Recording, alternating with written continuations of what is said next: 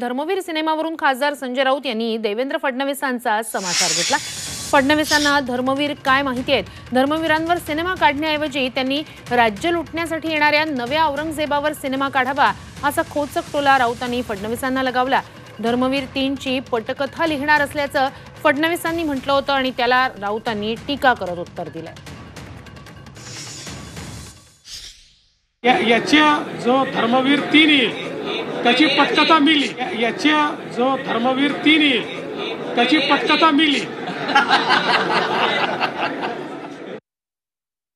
फडणवीस जे काढतायत काय धर्मवीर 3, त्यांना काय धर्मवीर माहिती? त्यांना काय धर्मवीर माहिती?